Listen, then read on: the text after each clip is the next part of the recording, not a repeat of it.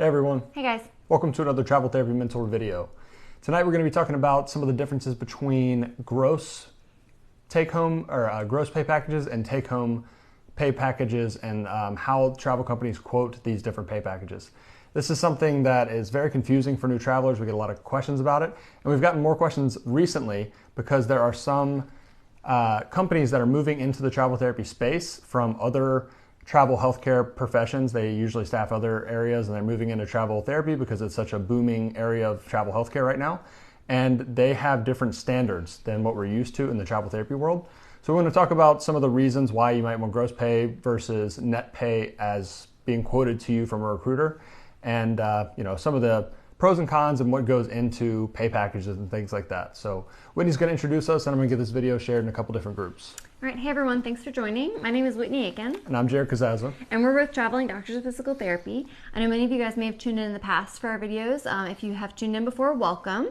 If this is your first time listening to one of our videos, glad you're here. Thanks for joining. We're the faces behind Travel Therapy Mentor. We've been travel therapists for about 8 years now. And we've been doing these videos for, I don't even know how many years now, at least going on 5, I'd say, since like 2018, 2019. So we've done a lot of videos on various different travel therapy topics. We've done a lot where we've talked about pay in the past. So if you're a longtime listener, you may already be very familiar with how travel therapy pay is structured, but we know there's a lot of new folks out there who may not understand it as well. So in tonight's video, we're going to go over briefly just how the travel therapy pay is structured, but the main topic of conversation here is how are your recruiters quoting it to you, right? When you're trying to compare job options. We're going to talk a little bit about what it would look like if they're quoting you a net pay package, otherwise known as a take-home pay, or if they're quoting you in gross, because as Jared mentioned, we are seeing this a lot more where companies that are traditionally like staffing travel nursing or other disciplines are quoting it as gross, and some of us therapists are not used to that because traditionally a lot of the travel therapy recruiters would quote it as net. So it's a little confusing, and there's definitely some debate about it. A big reason that sparked this topic of conversation is we're seeing more and more therapists talk about it where they're really perturbed or upset that these recruiters are quoting it as gross, and maybe they think they're being screwed over or their recruiter's being dishonest with them or something like that. So that's kind of what sparked this topic, is just talking about, the differences in how some companies do things and that sort of thing. So we're gonna go over all those things. For some of you guys that happen to be watching live, we'd love if you'd say hello in the comments. I see that Nick joined in and Nick said hello. He said he just got back from Lancaster, Pennsylvania. It was surprisingly cool. That's neat. I've never been to Lancaster, PA before. If anybody else is on live, we'd love if you'd say hello and let us know. I know that some of you guys will also watch or listen later, though, on the replay, whether on the Facebook, YouTube, or on our podcast. So shout out to those of you guys that are listening later on. We appreciate you guys as well. Yeah, this is, we've seen some people recently saying things very definitively about pay packages and how it should be and all this stuff. And a lot of what we want to just bring to you guys is what we've learned over the last few years, especially talking to, dozens of companies and 100+ recruiters that we've talked to. And we have a lot more insight than we used to when we'd only been traveling for maybe 5 years and only talked to 5 or 6 companies. And the way different companies do things, it's not necessarily right or wrong. It's just different. And, if you're talking to somebody and they're saying like, oh, your recruiter shouldn't do that, they're taking advantage of you. We see that all the time. And a lot of times when people say that, they're saying that because they want you to ask for their recruiter information. That's why they say those things. A lot of times there's really nothing wrong with it. It's just a different way of doing things. Mm-hmm. And that applies to so many different things. It applies to how stipends are calculated. It applies to how reimbursements are handled. It applies to pay packages. And it literally applies to everywhere of life. We really, having been in this space for a long time, and obviously if any of you guys know us, you know that we spend probably an unhealthy amount of time on social media because our business is very much tied to social media. So we're on Facebook a lot. We're on Instagram a lot. We see a lot of these conversations happening, and it's just like with anything in life. Like say, we're physical therapists. Say that you have a physical therapy colleague saying, it's always this way. This one thing with the body and exercise and modalities, it's always like this. No ifs, ands, and buts about it. we all know, like, the famous saying in physical therapy or occupational therapy or whatever your discipline is like, it depends, right? There's always going to be a little bit of nuance with any topic, whether you're getting into politics or just economics or the way of the world. There's always going to be some nuance. And that is so much the case with so many of these travel therapy and travel healthcare topics. There's just so many things that go on behind the scenes, and we get really annoyed when we see people who don't understand the topic very well just very definitively saying, well, your recruiter is terrible if they're telling you that, and your recruiter's lying to you, and you need to get a new recruiter, and that is absolutely not how it works, and da-da-da-da. And we just know so much more through all of our years of experience and research and conversations with recruiters, with company owners, with different therapists, with small companies, big companies, you know, people that work in nursing, people that work in therapy. It's like we know that a lot of them just do things differently, and it may not be bad or good, it's just different. But if you're somebody who's only ever worked with one recruiter or two recruiters, you just don't know that. So you can't definitively say, well, this is the right way or this is the wrong way, right? Yeah. And we know also that definitive statements are what people want to hear. That's what sells. Like, when you say something very definitively, people that don't know things think that you know what you're talking about. And often that's not the case. It's often the more nuanced answers that are actually the right answers. And these definitive statements are just usually misleading or missing context. You know, it's just things are rarely that way, which is why it's great for us to be able to come on videos and talk like this, because you can't respond to a question on a DM in Instagram or a Facebook comment with enough context to really explain things well. And that's just kind of how things are. Like, text is it's a hard way to communicate. Yeah. So we, as with anything, we just like to bring you guys further insight, further knowledge. So for some of you guys, this may be familiar. For some of you, it may be completely new. If you are watching and you're not familiar at all with how travel therapy pay is structured, we just want to briefly touch on that just so we have a baseline of understanding the way a pay package is set up. So travel therapy or travel healthcare pay is much different than that of a permanent job. And a lot of us just understand things better in the permanent job world. You know, if you had a part-time job at a grocery store, you probably made an hourly rate. You know, back in high school, you made $9 an hour, whatever it was. You go and you get a physical therapy job at a skilled nursing facility and you're making $45 an hour. Or say you sign on at a hospital and they say, we're going to pay you $75,000 a year salary. These are the numbers, these either hourly or salary numbers are what makes more sense to us when we're discussing pay in your profession. Now, when you come to talk about travel therapy, it's completely different because you are a short-term employee, one, so it doesn't make sense for us to talk about it in terms of an annual salary because different travel therapists may work a different number of weeks each year. You may not work a full 52 weeks. You're only signed on for maybe a 13-week contract or a 26-week contract. And then maybe you take some time off. So it doesn't make sense, right, for us to say you make $100,000 a year as a travel therapist because you might not. There's a lot of variables, right? So we don't talk about it that way. And you can't talk about it in terms of hourly either because part of the pay, as long as you're a normal traveler, 95% of travelers or more have tax home and they travel and they get non-tax stipends. So if you talk about it in just a flat hourly rate, well, how do you differentiate between what portion of that is taxed and what portion is not taxed? And that puts us in this position where you can't really talk about salary, you can't really talk about hourly rates, because then you're comparing apples to oranges. And instead, the way traditionally in the travel therapy world it's been discussed is net pay or take-home pay. That's what most recruiters will say. This job pays $1,900 a week take-home, and that means your taxable pay after taxes, there's an estimate of your taxes, and then your stipends added onto that. And that's the total weekly amount that you can expect to get in your bank account. Yeah, and some companies will break it down just slightly different, but I would say the majority of the companies that we've had experience with, your pay package will look something like this. They'll say, this is your hourly rate, and this might be $20 an hour. And then this is your stipend, and it's usually what's the word I'm looking for? Like a bulk number for the whole week. It's not like broken down into an hourly amount. And it might be broken down into this is the housing portion and this is the meals and incidentals portion, or sometimes they'll just mesh it all together. There are some companies that will break the stipend down into an hourly amount, which then you have to calculate out on a weekly basis, whether you multiply it by 40 hours or you multiply it by 5 days or 7 days. It can get a little bit confusing there, but I would say the majority of them will say something like $20 an hour taxed plus $1,000 a week not taxed. So then basically what you have to do to figure out the pay package essentially in this situation, and how a lot of the recruiters will do it, is they get that weekly take-home number, that weekly after-tax number. You just have to subtract out the taxes on that $20 an hour. It might look something like $20 an hour times 40 hours, subtract out the taxes, whatever, depending on what tax bracket and tax filing situation is. And then, so maybe say that's 20%, 25%. So take out, whatever that is, and then add it to the stipend amount. And now we have a weekly take-home net pay. And that's a lot of times what they'll quote to you. Now, this is also not perfect, as you can probably guess. And this is where some people get confused for some reason. Your tax rate is not a fixed thing. And I think taxes are confusing for a lot of people.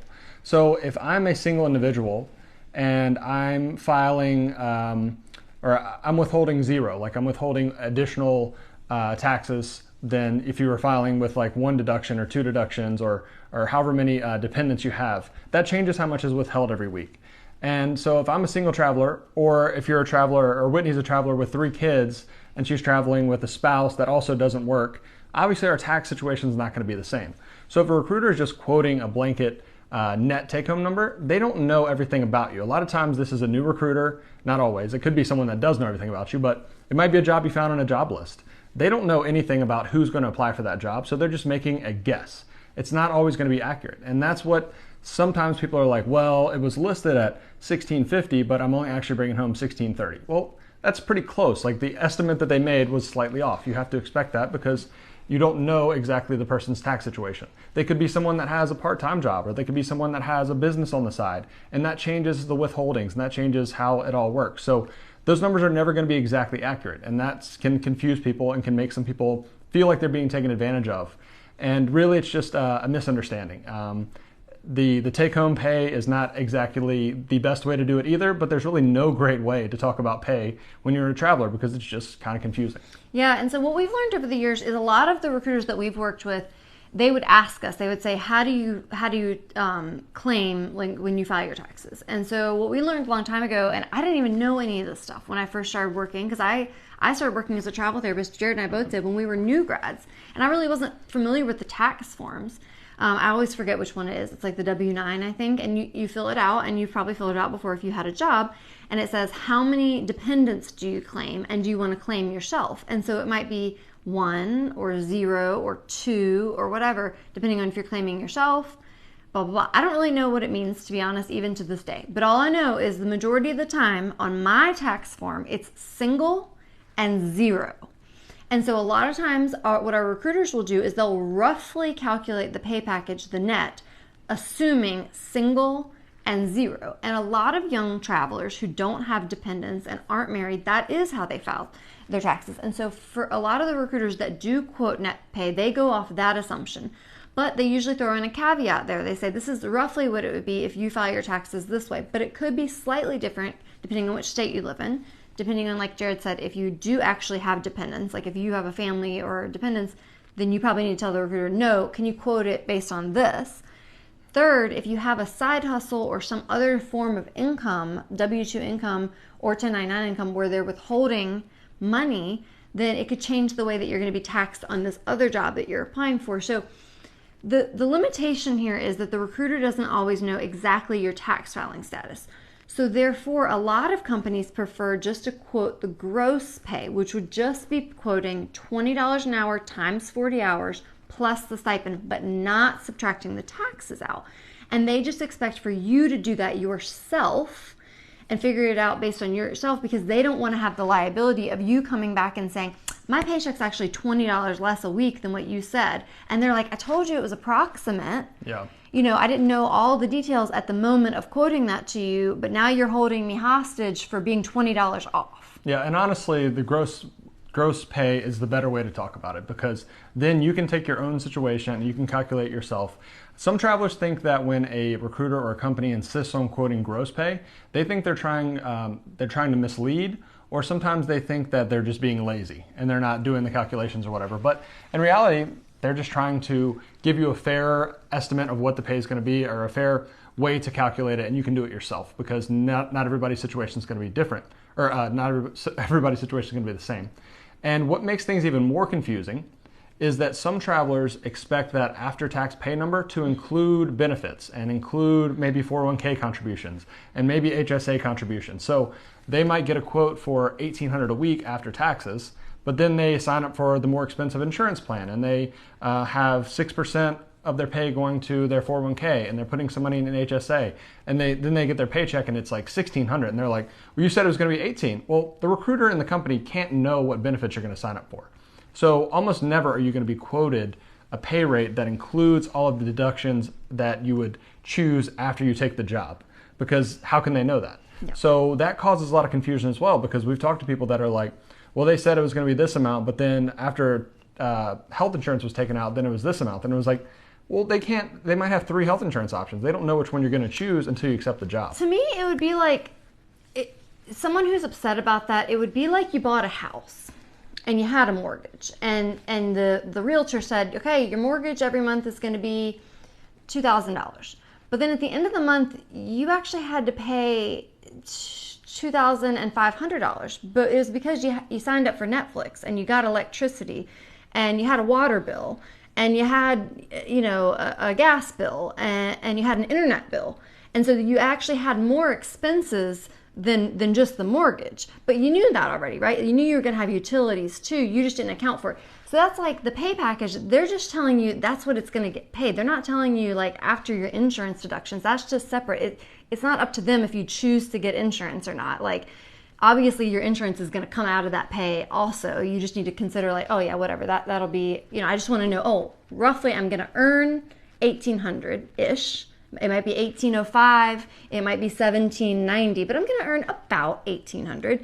And then yes, I'm going to have to pay my insurance. And then if I choose to deduct some to pay myself later for my 401k, obviously it's going to come out of my pay. So it's now, instead of getting my 1,795, I'm going to get 1,640 because I chose to put that into my, So it's a little bit of a misunderstanding. And I think it's just like a learning curve when you first start traveling to understand they can only quote you based on the information that they have, but you need to understand what it all comes down to is you just have to know the factors of like what's going to come out of your pay later, and just know the expectations, right? So that you don't have a certain expectation and then you get your first paycheck and you're like, wait, where'd the money go?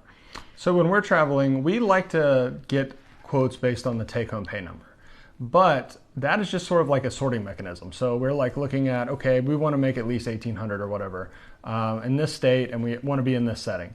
And we'll just use that to kind of sort things. But when it gets down to like maybe applying for a job, I will look at the taxable rate and I'll look at the stipends and I'll calculate it myself, because I know that it's going to be different than what they quoted. And also I know I'm going to put a lot of money in my 401k, which means that my take-home pay is going to be less. And it also means that my tax rate is going to be less than they assume it's going to be. So it really throws things off, because now some of your money is going to pre-tax 401k.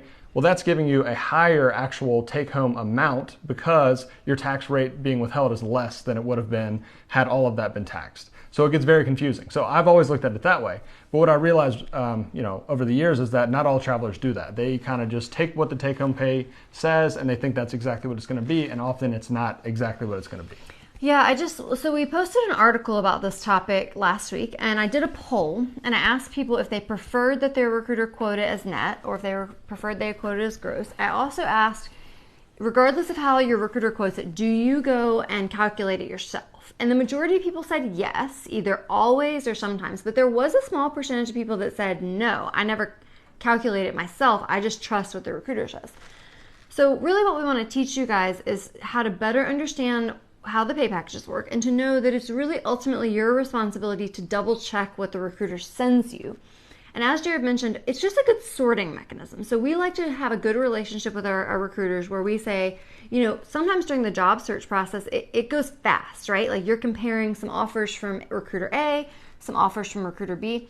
So as Jared mentioned, it's like a sorting mechanism. If you're trying to just decide really quickly if you're going to apply for a job or not before it gets taken by another traveler, then you just kind of want a rough guess. Like if your recruiter's like, it's going to pay approximately $1,900 a week, you're like, yes, submit me. But if your recruiter says like, it might be more like $1,400 a week. You're like, no, I don't want to apply for that job. It's only $1,400 a week. But if it's roughly $1,900, you're like, yes, submit me, go ahead, great. Because time is of the essence. You need to get submitted quickly. But say the next day or 2 days later, you're actually looking in more detail at that job. They've now sent you a full write-up about the information they have. You're Googling the area, and they actually have had an opportunity to send you a breakdown of what the actual pay package is. Now it's your opportunity to really look at the pay package more closely and calculate it yourself. And then you'll have a better idea of, they said it might be about $1,900, but based on my calculation, it's gonna be more like $1,875. Yeah. And then you're like, okay, that still sounds pretty good. But like if you run the calculation yourself and they were way off, then you might have to go back to the drawing board and be like, oh, hold up, wait a minute, you said 19, but I'm getting 16. Yeah, shouldn't be that off. And it should never be that off if you have a good recruiter, but it's just a good sorting mechanism for them to roughly quote it to you as net. So then when it comes to trying to figure it out yourself, right, you can do what we call like a back of the envelope calculation. If you know roughly that your tax filing is usually about maybe 25%, you can just roughly say $20 an hour times 40 times 75% to take out that 25% of taxes, and then just roughly get what you think it's going to be. If you want to be even more precise, you can use tools online to figure that out. Yeah, we always use the site called Paycheck City. You can go in there and put in your state and what the hourly rate's going to be, how many hours you expect to work, and it'll tell you exactly what your take-home pay should be. And then obviously you take that number, add it to your stipends, and that's what you should be getting. Mm-hmm. But still, that doesn't take into account your deductions, so you have to think about health insurance and all that. So at this point, you might be thinking like, okay, so we talked about hourly doesn't really work for travelers. Salary obviously does not work for travelers. Take-home pay is not perfect. Why doesn't every company just quote gross pay? And in fact, that's what a lot of companies do for almost every other healthcare, travel healthcare area except for therapy. For whatever reason, take-home pay became the standard for therapy. But also, gross pay is not perfect, and there's some issues there.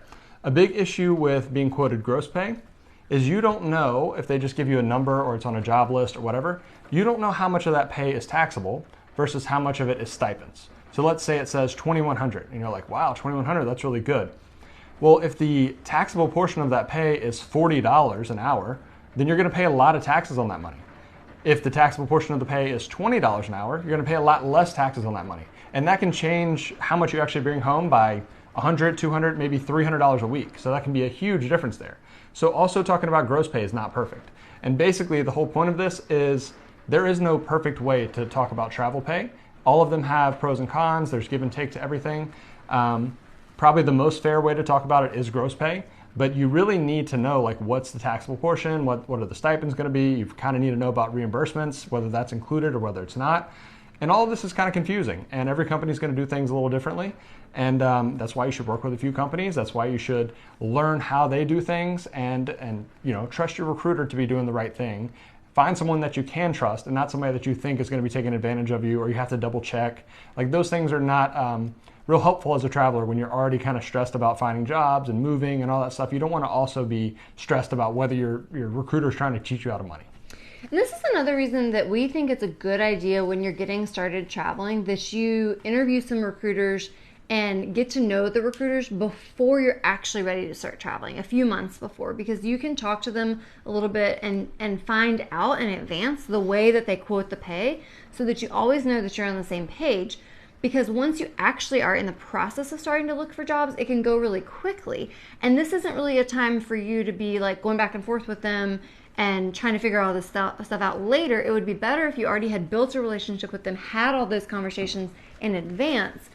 This is the other reason why sometimes it can be tricky if, like, say you did that. Say you had your 3 recruiters that you trusted and you knew and you have a good relationship with them, but then you see a job listed on a job board with a random recruiter and you're really excited and interested in it, but you don't know how that recruiter is quoting it. And maybe they didn't list all of the information. Maybe it's just an ad and it just says like $3,000 a week.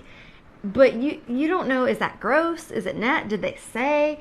It didn't list the way it was broken down. You don't have any trust built with that recruiter yet, so you don't really know them and all that stuff, because now all of a sudden you're just talking to them for the very first time and you're like, yes, I want to be submitted for that job. Well, now there could be a lot of questions that are unanswered because you don't know how they quote things. So I think it's a better idea to have a relationship in advance with some recruiters, but of course every now and then you're gonna see one on a job board and get matched up with a random recruiter that one time. So then it's just important that you're informed and you know the questions to ask. Yeah. So if you get dazzled by some job that's listed and it says $3,000 a week, as soon as you get connected with that recruiter, say, hey, was that quoted as net or gross? And if they say gross, then say, okay, can you send me the breakdown real quick? And this should be a 5-minute process. If you understand how pay packages work, you should be able to have the first phone call, text message, or email exchange with them. And in 5 minutes, if they send you, this is the hourly, this is the stipend, you should be able to run it like that to get an approximate net and decide if you want to be submitted for the job or not. If they happen to quote it in gross, just all you have to say is what's the hourly and what's the stipend. And you can figure it out yourself because you understand how the pay package works. Yep. So I know that's a little confusing. If you guys have questions, if we skipped over anything or anything was unclear, anybody watching live right now, feel free to ask. If you have any other questions about anything else, also ask. We'll go through those at the end. But yeah, I mean, it's difficult in travel. Like Whitney said with the job boards, that makes things even more complicated because every company does things differently and how they list things on job boards. And some job boards we know for a fact are listing like basically fake jobs. They're like bait and switch jobs. It'll say a really high pay package. You get connected with a recruiter and they're like, oh, actually that one just switched and now it's $2,200. Or that job closed, but Yeah. I have this other job. That happens a lot. So it just throws extra issues into the whole situation. But yeah, there's no perfect way to quote travel pay. I really do think the most honest way is gross pay. But take-home pay is a little more convenient. It's easier to compare when you're looking at a bunch of different jobs. There are some travelers that will just refuse to work with a company that quotes gross pay. And I will say I think that's pretty short-sighted because we know that a lot of these companies that quote gross pay, they do that because they're used to working with nursing and IRL and things like that. And some of these companies are big and they're moving into therapy and they have exclusive contracts that pay really well. So if you're just completely throwing a company away because they won't quote pay the way you want, I mean, I don't think that's a good idea. It's very easy to calculate yourself. I think you should always double check yourself anyway. So if you have a company that will only quote you gross pay, it's not a huge deal at all. Just do some back of the envelope math, or you can use a website to get precise numbers. But yeah, I mean, if you just take the hourly, multiply by 40, subtract out 25%, that's a pretty good rough estimate of what your take home is going to be. Add in your stipends, and that's probably what you'll get. Yeah, I think the most important thing is for you to always make sure that you're having a clear line of communication. Always double check. If you see a number, just double check, say, is that net or is it gross? Because it can get really confusing if you have some recruiters that are quoting net and some that are quoting gross. And this one that had quoted it net, it could be the same exact job with the same exact pay, but this one that's quoting gross looks like it's more because they haven't subtracted the taxes out yet. So now you could be really disappointed if you submitted for a job with this recruiter because you were confused and you thought it was net pay, and then you get all excited about the job and you go to accept it, and then you go to sign the contract and you realize, oh my gosh, this is paying a lot less than I thought it was. So always ask, is it net or is it gross? And even better than that, ask for the breakdown and run it yourself so that you can figure out approximately what you're going to make after taxes. It's pretty hard to figure out exactly because there could just be variables that happen throughout your year with your tax rate and your insurance and your 401k deductions and things like that. But at least you have a rough idea when comparing jobs. Yep. Again, if you guys have any questions, if you could like this video, we would really appreciate it. Like, heart, it helps us out. The other thing I wanted to mention when it comes to comparing pay packages between companies, and we learned this a couple years into traveling. We had taken a lot of our contracts with one certain company, and we kind of figured we got the whole net thing, the net pay worked out. We got the hourly and the stipend. But what became interesting when we started talking to some other companies is we didn't know that a lot of them do the reimbursements differently. So, and we talked about this on some different videos, but I thought it would be important to mention it here too. If you're somebody who's only ever worked with one company and then you go to get a quote for a job with a different company. Yeah, I just saw a question about this the other day, and this is very confusing to some people because some companies, the way they do it, they will take the money that they're given by the facility and they split it into like basically buckets. And they're like, all right, this bucket is for the taxable and the stipends, and this bucket's for reimbursement, and this bucket might be for cancellations, like if something happens, they've got money set aside. And so that's how some companies do it. Other companies look at each pay package as a separate thing, and when they quote you a pay package, they're taking that exact pay package, or the hourly rate, and they're breaking that down into your taxable, your stipends, and your reimbursements solely based on that pay package. So, it's a different way of doing things because one company is taking all this money, putting it in a big pot, separating it out, and the other one is just looking at each pay package individually for each traveler. So just to say that in a different way, what Jared means is there are some companies that have departments where they set some money aside from all the contracts for all travelers into basically their overhead, right? So they get the bill rate is what the facility pays the travel company. So whether it's a hospital or it's a clinic, they pay a bill rate, which is the amount of money they're giving to the staffing company. Now, from that amount of the bill rate, the staffing company has to pay the traveler, but they also have to pay their own expenses, right? Keep the lights on, pay their employees, all these things. And depending on which company it is, they keep a different chunk, which is called their overhead, aside to pay all their expenses and their bills. They also pay part of your employment tax, all these things. Well, some of them keep, maybe 1% extra or whatever, and they put it into a department, maybe a licensing department, where they have money set aside to help travelers get reimbursed for licenses.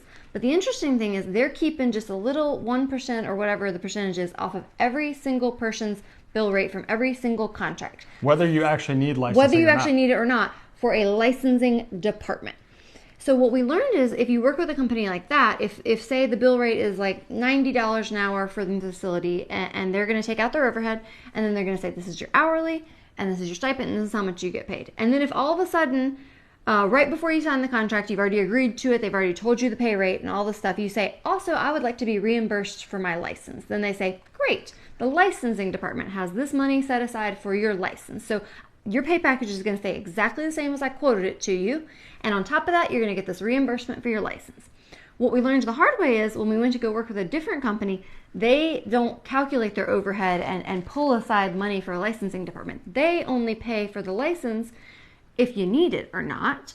And they only take it out of your bill rate for your personal contract if you need it. If you didn't need it, then they just work it back into your hourly. And so what we found out from working with one of those companies is in the beginning, they quoted us, they said, this is your pay package, this is your hourly, this is your stipend. And then if you came back 5 days later and said, by the way, I also want to be reimbursed for my license, and they say, well, then we'll have to recalculate your pay package and it's going to come out of there. So I can take it out of there, but now you make a little bit less weekly. And then you're like, what? The other company didn't charge me for the license. They just took it from the licensing department. They paid me on top of my pay package. And it's like, well, no, in the end, they basically still took it from your pay. They just took it separately. Yeah, they just didn't tell you about it because it was beforehand. And so it's just two ways to do it. It's not one's right or wrong. I would say the more honest way to do it is to look at each pay package individually and not have just money set aside. But a lot of times it makes travelers feel better if they get a quote for pay and then they're like, okay, well, what about reimbursements? And they're like, oh, yeah, sure, we'll just do that too. And then they add it on top of it, and now you suddenly feel like you've gotten extra money on top. But it's not extra money. It's the same money. They just had taken it out already. They'd already accounted for it. And then, in fact, actually, you would have been kind of like losing out on it if you didn't need a license. Like if you took a job in a state where you already had the license, it's like, well, I just didn't get that extra money. Yep. Whereas with the other company, you're still getting the same amount from the bill rate. They just had it worked into your weekly. So I just want you guys to be aware of that different companies pull reimbursements from different places. And so when you get quoted a pay package, don't think that they're being dishonest with you. It's just really and truly, we've talked to dozens of companies and they all do this slightly differently. Yeah, and to make things even more unclear sometimes people are trying to take advantage of you, and it's very difficult to know, especially if it's a new recruiter that you have never worked with before. You don't know if they're really telling you the truth or they're just making stuff up. So part of that comes with experience, and obviously that's usually why you work with people that have other people have vouched for. They already have worked with that person. They think they're good, or something like that. They've been around a while. They have good positive reviews online. Yeah. Like if you ask in a group of travelers, which recruiter do you recommend? And you're constantly seeing the same person's name come up. It's like, oh, well, that must be a great recruiter because everybody loves them. Another way you can get good vetted recruiters, we do that. So we've gone over the years and talked to dozens of different companies, hundreds of different recruiters, and we've narrowed it down to ones that we trust and we like. So if you do fill out our recruiter recommendation form on our website, we'll take a look at your situation and we'll recommend recruiters to you. And we're not saying the recruiters that we've vetted may not be perfect. Every now and then you might have an issue with one of them, or we might have an issue with one of them, but we feel like they're pretty solid based on our experience and us interviewing them. So at least that gives you one person's opinion who's experienced in the industry, who's vouching for them, and you can feel pretty good that they're not going to try to screw you over. We try to work with ones that are very honest and very thorough. Whereas sometimes if you just find a random one on Google or in a Facebook group or something, you don't really know because another traveler hasn't necessarily vouched for them, so you don't know if they're trying to take advantage of you or not. Yeah. So. Yeah, so pay is complicated, and there's usually not a right or wrong. There's a lot of variation. There's a lot of gray area. The important thing is to just understand that things are done differently, that you can calculate it yourself. You can be an informed traveler and you can do things on your own. You don't always have to rely on the recruiter for a lot of things. And we were always the travelers that really preferred to rely on our recruiters very minimally. Only situations where we really needed them to do things. We like to look for our own jobs. We like to calculate our own pay packages. We like to do that sort of thing. Whereas I understand that other people are not always the same way. And you have to understand that recruiters are the same as travelers are. The travelers vary a lot, recruiters vary a lot too, and companies also vary a lot. So you kind of have to find what works for you. You kind of have to figure out what you like and what you don't like, and that comes with experience. So it gets easier as you go, but it definitely can be confusing in the beginning. Yeah, but our best recommendation for you is to become an informed traveler, read up on this stuff, learn about it, understand how the pay packages work so that you don't just have to take the recruiter's word for it. You can calculate it yourself. You can have a, just knowing what to expect is important because you can find yourself being really disappointed if there was a miscommunication and the expectations weren't stated clearly. I mean, nobody likes to be quoted one thing and then come to find out that they're getting paid a lot less. That's not a good feeling, especially if you've already signed a contract and agreed to it. It's just a bad feeling. So you definitely want to just be an informed and educated traveler to avoid those bad situations. And when in doubt, ask questions because it can be easy, like if you're caught up in the middle of a job search, to get really excited about a job and forget to ask if it was quoted as net or gross. And that's a huge mistake. You don't want to forget to ask that because you might waste your time interviewing for this job and it's paying hundreds of dollars less than what you thought it was because they quoted it as gross and you did not calculate the net. So always ask, always make sure you understand it. I would really recommend that you always ask for the breakdown. Like don't just ask for the weekly, say what's the hourly, what's the stipend, at least get a rough calculation of the breakdown because that's going to avoid the most confusion. And also ask if reimbursements are included or that's going to be taken out of what you already quoted. That makes a difference as well. Yeah, you don't want to just make assumptions, especially with the reimbursements. You don't just want to assume that they're also going to pay you travel reimbursement, mileage reimbursement, like license reimbursement on top of that pay. You want to definitely ask. And that's just one of those things that like you don't know until you get in that situation, or unless you just happen to hear it from us. You may not know to ask that until you find yourself in that situation. Then you hopefully only have to learn that lesson the hard way one time before you realize to ask next time. Yep. All right.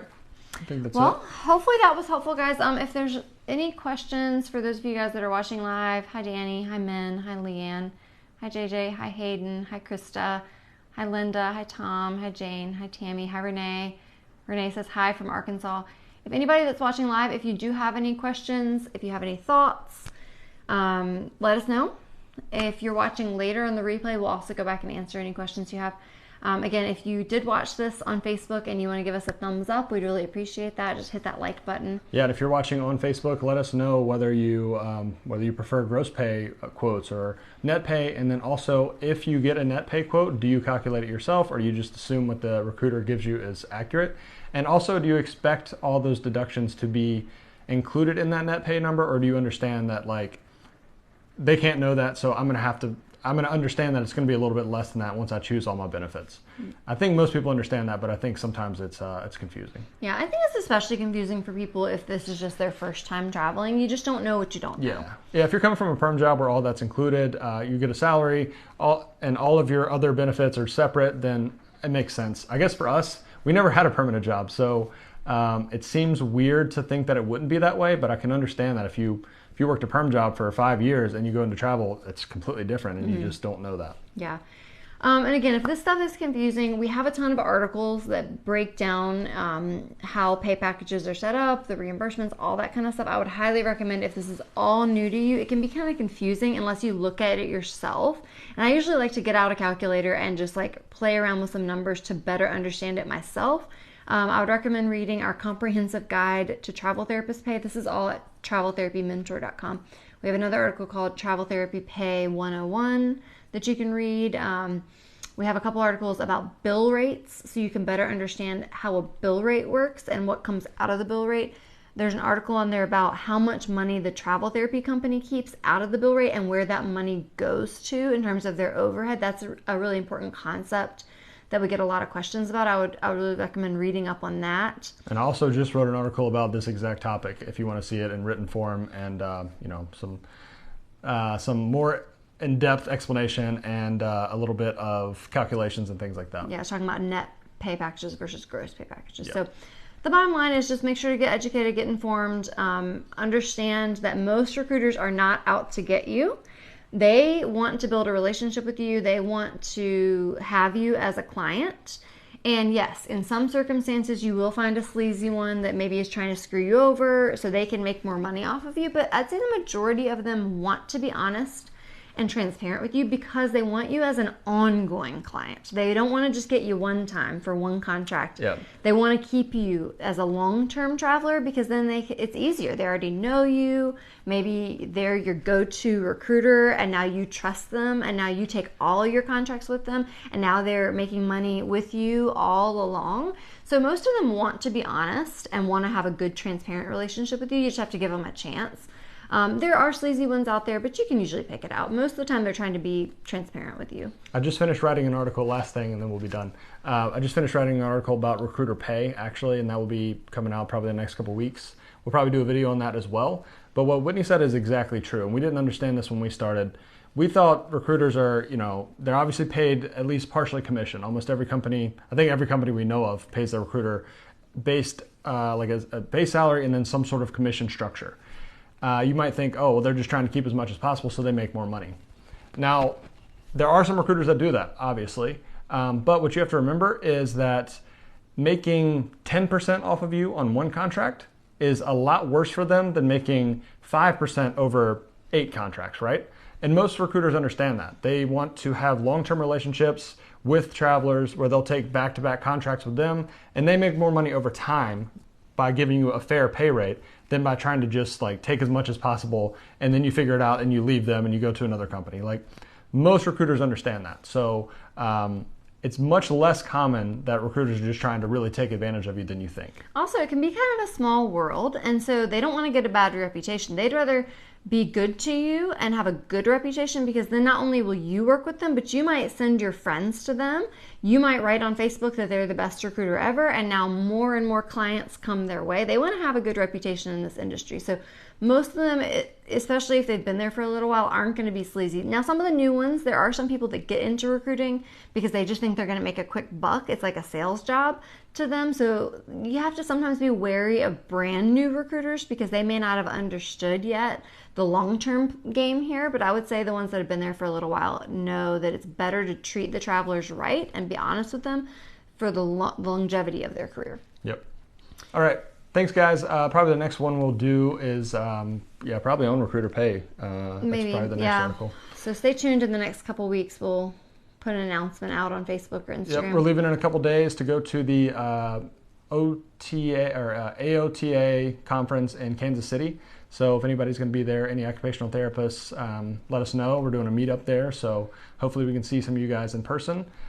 Should be a lot of fun. Yeah, and even if you're not an OT or you're not going to the conference, if you are in the Kansas City area, you're welcome to join us. It's just at a restaurant in Kansas City, so you could be a PT or a PTA, a speech language pathologist, any travelers in the area, or even if you're just a student or somebody who's thinking about getting into travel therapy and you're in Kansas City, you can come and join us.